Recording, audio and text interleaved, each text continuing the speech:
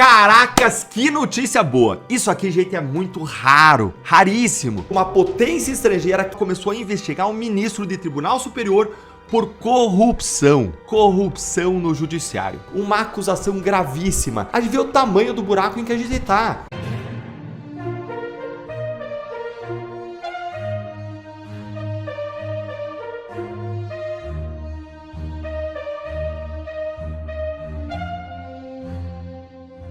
Embaixada dos EUA no Brasil anuncia nova porta-voz no dia do tarifaço. É isso mesmo. A Embaixada dos Estados Unidos no Brasil anunciou, nesta quarta-feira, a nomeação de Danielle Korchak como nova porta-voz, substituindo Luke Ortega, que ocupou o cargo por 3 anos. A mudança ocorre em meio a tensões comerciais, depois do governo Trump implementar tarifas sobre produtos brasileiros.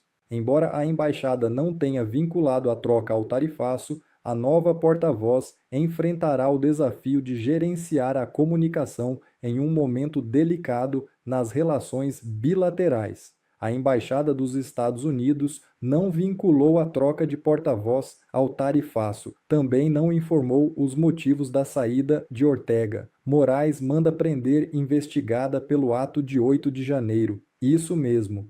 Embaixada dos EUA no Brasil anuncia nova porta-voz no dia do tarifaço. É isso mesmo. A Embaixada dos Estados Unidos no Brasil anunciou nesta quarta-feira a nomeação de Danielle Korchak como nova porta-voz, substituindo Luke Ortega, que ocupou o cargo por 3 anos. A mudança ocorre em meio a tensões comerciais, depois do governo Trump implementar tarifas sobre produtos brasileiros. Embora a embaixada não tenha vinculado a troca ao tarifaço, a nova porta-voz enfrentará o desafio de gerenciar a comunicação em um momento delicado nas relações bilaterais. A Embaixada dos Estados Unidos não vinculou a troca de porta-voz ao tarifaço. Também não informou os motivos da saída de Ortega. Moraes manda prender investigada pelo ato de 8 de janeiro. Isso mesmo. O ministro Alexandre de Moraes, do Supremo Tribunal Federal, decretou a prisão preventiva da técnica agrícola Thaís Simone Prado Leal, investigada pela participação nos atos de 8 de janeiro. A decisão foi assinada nesta quarta-feira, depois que a acusada descumpriu medidas cautelares e não ter sido localizada para a instalação da tornozeleira eletrônica. A Secretaria de Administração Penitenciária de Pernambuco informou que não conseguiu encontrá-la para cumprir a determinação do STF de instalar o equipamento de monitoramento eletrônico. Além disso, a investigada deixou de comparecer ao juízo responsável pela fiscalização das medidas cautelares. O ministro Alexandre de Moraes, do Supremo Tribunal Federal, decretou a prisão preventiva da técnica agrícola Thaís Simone Prado Leal, investigada pela participação nos atos de 8 de janeiro. A decisão foi assinada nesta quarta-feira, depois que a acusada descumpriu medidas cautelares e não ter sido localizada para a instalação da tornozeleira eletrônica. A Secretaria de Administração Penitenciária de Pernambuco informou que não conseguiu encontrá-la para cumprir a determinação do STF de instalar o equipamento de monitoramento eletrônico. Além disso, a investigada deixou de comparecer ao juízo responsável pela fiscalização das medidas cautelares. O surto na Globo News contra o Flávio Bolsonaro, que você precisa ver para crer. Ontem à noite, gente, ao vivo na Globo News, a jornalista Natuza Neri fez uma especulação sobre o Flávio Bolsonaro que precisa ser vista para ser acreditada. Ela disse ter medo do que o Flávio Bolsonaro poderia pedir aos Estados Unidos fazerem com a gente caso ele, Flávio, perca a eleição. E hoje eu vou desmontar esse comentário com calma, aqui com você, ponto a ponto. Primeiro, assiste comigo aqui ao vídeo. Sabe o que eu temo nessa história, Ana? É que se o Flávio Bolsonaro perder a eleição, o que será que ele pode pedir para os Estados Unidos fazerem com a gente? Com base nesse discurso falso de fraude na urna. Se o irmão dele já foi para os Estados Unidos e além de pedir lei Magnitsky para tentar influenciar um julgamento do Supremo Tribunal Federal, e o próprio irmão celebrou dizendo que tarifa pouca era bobagem para o Brasil aprender, o que Poderia acontecer conosco tendo Trump na Casa Branca. É muito risco, mas não é um risco só para a campanha do Flávio Bolsonaro, é um risco para o próprio país. Então é algo que a gente não pode perder de vista. Você ouviu direito, né? A jornalista de um dos maiores canais de notícia do país, ela imaginou ao vivo um cenário em que um candidato brasileiro derrotado pede para uma potência estrangeira que haja contra o próprio Brasil. Ela não apresentou nenhum fato, nenhuma fonte, nenhum indício, nenhuma prova, nada. É apenas um medo dela transmitido em rede nacional como se fosse análise política ou acusação.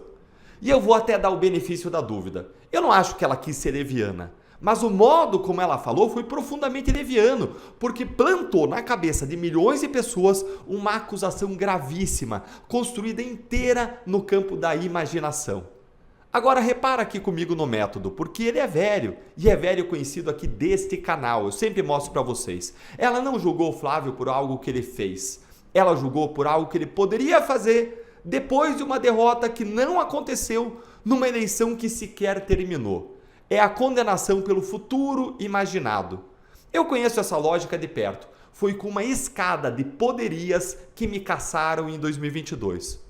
Quando essa forma de raciocinar sai da cabeça e vai para os tribunais, vira comentário de um dos maiores jornais do país, a gente vê o tamanho do buraco em que a gente está. Ninguém mais é avaliado pelas suas ações e sim por especulações sem sentido e que têm efeitos políticos graves. Segundo ponto, a premissa dela, da Natuza, é torta. A especulação parte de um discurso falso de fraude na urna do Flávio. Só que o Flávio, na fala aos diplomatas, ele disse expressamente que ele não estava questionando o sistema de votação brasileiro.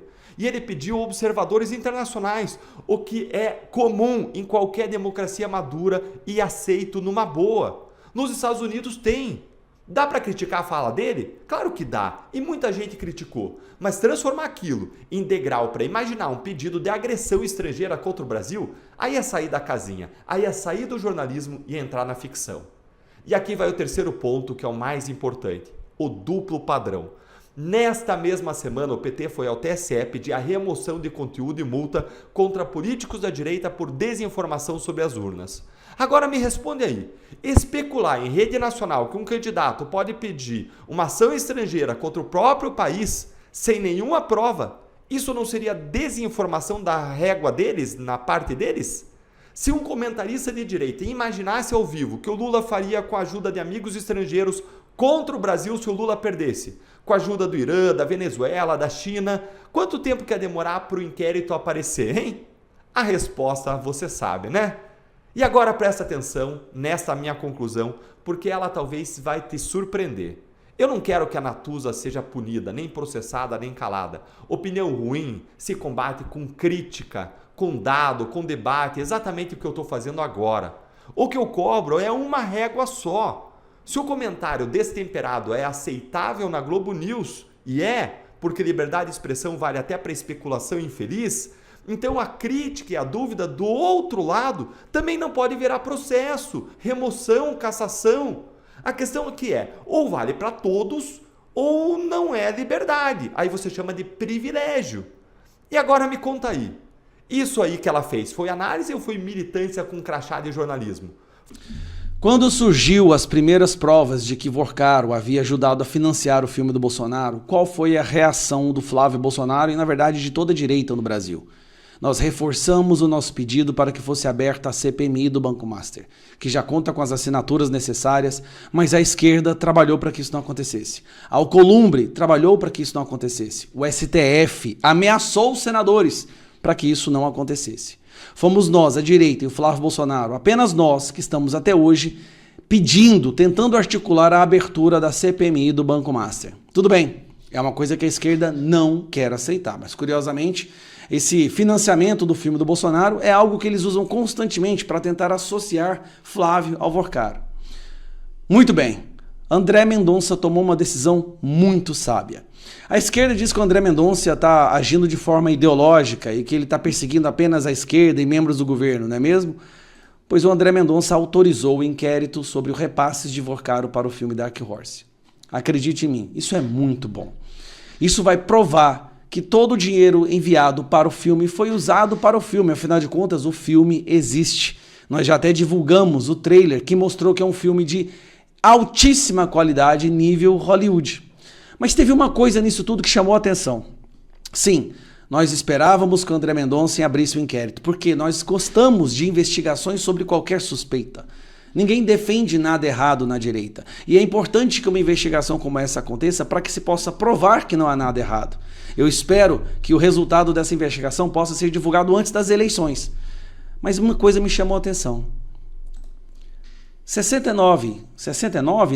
64 milhões de reais que foi usado para 61 milhões de reais para o filme do Bolsonaro, certo? A esposa do Alexandre de Moraes recebeu 129 milhões de reais. Alexandre de Moraes viajou no jatinho do Vorcaro, mandou mensagens de visualização única para o Vorcaro e recebeu mensagens de visualização única também. Defendeu o Vorcaro como presidente do Banco Central. Visitou o Vorcaro na casa dele. Mas o Gonê impediu e arquivou um pedido de abertura de inquérito para esta investigação. Mas foi favorável à abertura de uma investigação em cima do Flávio Bolsonaro. Isso sim é ter viés. No caso da esposa do Moraes, é muito mais grave, é um escândalo muito maior, porque nós estamos falando de alguém que tem o poder de prender qualquer um e está recebendo dinheiro de um mafioso. E do outro lado, o filme que foi produzido e que vai ser apresentado nos cinemas do Brasil. Um lado, ele é favorável a abrir uma investigação. Com a esposa do Alexandre de Moraes, não. Com o Dias Toffoli, que recebia dinheiro do Vorcaro como sócio oculto de uma empresa, não, e não só isso. Flávio Dino suspendeu a quebra de sigilo dessa empresa. Com a quebra de sigilo do Lulinha, também foi suspensa a quebra de sigilo, feita na CPMI do INSS. É muito estranho como o Gonê age para proteger algumas investigações e é pronto para atender outras reivindicações de abertura de inquérito, pois nós estamos pedindo, faça o inquérito. Abra a CPMI do Banco Master. Alcolumbre, vamos abrir a CPMI do Banco Master, vamos tornar tudo público.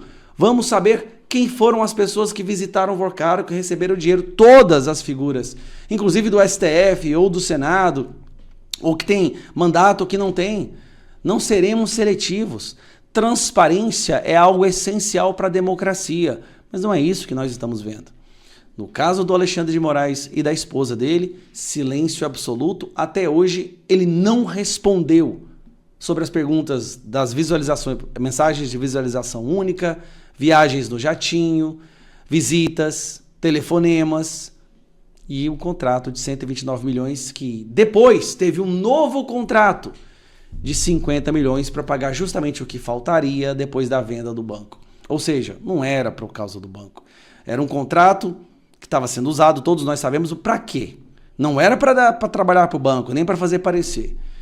Mas tudo bem, é uma boa notícia. Essa investigação vai servir para mostrar que não há nada errado no caso do filme do Bolsonaro. E com certeza, quando esse filme chegar nas telas do cinema brasileiro, talvez vai ser o filme mais assistido, porque, sinceramente, nenhum outro filme causou tanta curiosidade e interesse no povo brasileiro quanto esse filme da história do Bolsonaro. Caracas, que notícia boa! Isso aqui, gente, é muito raro, raríssimo.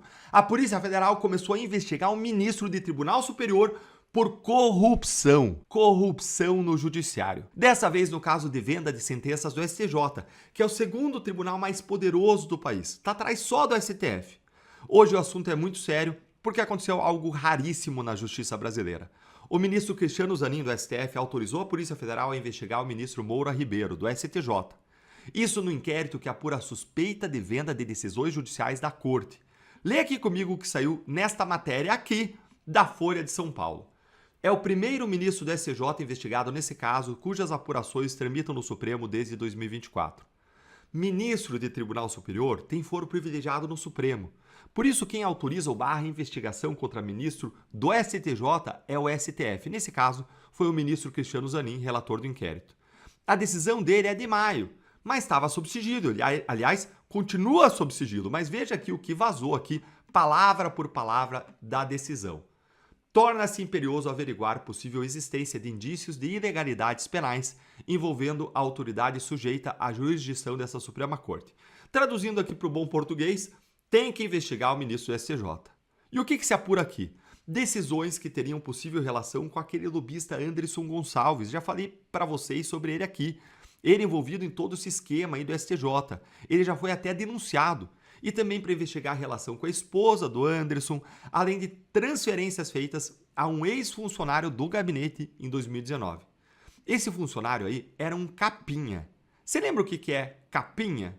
Capinha aí é um auxiliar. É um assessor que atua nas sessões da corte, que serve café, que ajuda a vestir a toga. Aquela coisa que tem cara de época de reis e rainhas, né? E esse capinha ele foi exonerado, foi afastado na época. Nesse mesmo inquérito, o PGR ele já denunciou, acusou criminalmente 9 pessoas em maio, entre lobistas e ex-servidores, assessores aí dos gabinetes, mas até agora nenhum ministro era oficialmente investigado. E para você ter a dimensão da raridade, gente, a última vez que a justiça chegou a um ministro do STJ por suspeita de venda de decisões foi há quase 20 anos. Foi o caso Paulo Medina na Operação Furacão de 2007. Naquele caso, o ministro foi afastado, virou réu por corrupção passiva e acabou aposentado compulsoriamente pelo CNJ. Ou seja, acontece aí uma vez por geração. É como a passagem aí, sei lá, de um cometa. Teve também, é claro, os casos não investigados, né? Indevidamente não investigados. Como o caso em que o Benedito Gonçalves foi delatado na Lava Jato. Dá uma olhadinha aqui, ó. É esse caso aí, ó. Tem também o caso do Toffoli, que também foi delatado pelo Sérgio Cabral por vender sentença, segundo o Cabral, 4 milhões de reais de propina. Tem o caso do Moraes, agora com o caso Master. Então o que é raro, gente, não é surgir indícios ou provas, mas o que é raro é investigar. E a própria Polícia Federal ela foi honesta no pedido. Dá uma olhadinha aqui no que ela falou no pedido. Nesse estágio inicial da investigação, ainda não tem provas suficientes para concluir se houve ou não a participação dessas pessoas nos fatos apurados. Ou seja, não tem uma acusação formada aí contra o ministro, mas tem uma suspeita que precisa ser esclarecida. E o ministro Moura Ribeiro ele afirmou na sua defesa que ele desconhece a investigação sobre decisões que proferiu. Ele disse ainda que o servidor que foi citado aqui, o Capinha, ele foi exonerado a pedido dele mesmo, o ministro, após atuação irregular. E disse que ele é magistrado há mais de 4 décadas, ele tem uma trajetória honrada, dizendo que são improcedentes completamente quaisquer tentativas de associá-los aí aos fatos criminosos. Aí o Moura Ribeiro do STJ, para você ir vendo ele. Gente, todo mundo tem direito à presunção de inocência, né? A última palavra é sempre da justiça. Agora, o que é importante nesse caso é que as investigações existam, que andem de modo rápido. Afinal de contas, não andaram rápido contra a direita lá? Quebra-quebra agora é menos importante do que isso aqui? Eu quero ver uma investigação tão célere quanto a do 8 de janeiro. Alguns meses, 1 mês, 2 meses, 3 meses. Será que a gente vai ter? Conta aí pra mim se acha que a gente vai ter. Como ex-procurador, deixa eu te dizer que esse dia, gente, ele importa muito. Independentemente até do resultado, porque eu passei a vida toda investigando poderosos e a lição é uma só. O que corrói a confiança na justiça não é a investigação, é a blindagem. Durante anos, a regra não escrita era que se investigava o assessor, o lobista, o capinha, todo mundo, menos quem assina a sentença. Quando a apuração chega, com todas as garantias, a quem está no topo, a mensagem para o país é a melhor possível. Ninguém está acima da lei. Como a gente queria agora que outros ministros também pudessem ser investigados, né? Para mostrar que realmente ninguém está acima da lei. Aqueles que têm, sei lá, esposas com contratos de 129 milhões de reais, resorts milionários. Dá pra gente sonhar, né? Ou melhor, dá pra gente trabalhar para que isso aconteça se a gente conseguir eleger muita gente de direita no Senado. Por isso que eu sou pré-candidato ao Senado pelo Paraná, indignado, revoltado com toda essa corrupção do Brasil. E por isso eu quero transformar você para nos ajudar, pedir para você, para nos ajudar a transformar esse sonho de ver os bandidos grandes do país colocados na cadeia, transformar esse sonho em realidade. Não por ódio a ninguém, mas para proteger as pessoas que são atropeladas, que são violadas, que morrem. Gente, eu tenho mais raiva, mais indignação, tá? Com uma pessoa que pratica corrupção de 10, 20, 30 milhões do que eu tenho de uma pessoa que é um homicida, porque o homicida vai matar um. O cara que rouba 10, 20, 30 milhões, ele tem sangue nas mãos, ele mata dezenas de pessoas, da falta de cirurgia, da falta do tratamento de câncer, da falta de uma estrada que não esteja esburacada e gera acidente, da falta de duplicação de estrada que vira colisão frontal, da falta de uma cirurgia, de um exame que permitiu um tratamento e uma cura em tempo adequado. Então, eu fico muito contente quando eu vejo as investigações chegando ao topo. E você, o que você acha? Isso fortalece ou enfraquece a nossa justiça e investigação, hein? Fala aí pra mim, curte o vídeo e vem virar membro para apoiar nosso trabalho. Um grande abraço e até o próximo vídeo. Bom, pessoal, esse foi mais um vídeo. Eu espero que vocês tenham gostado. Se vocês gostaram, deixa o like aqui para fortalecer nosso canal. Logo eu volto trazendo mais informações da política para vocês. Um forte abraço, fiquem todos com Deus e até a próxima.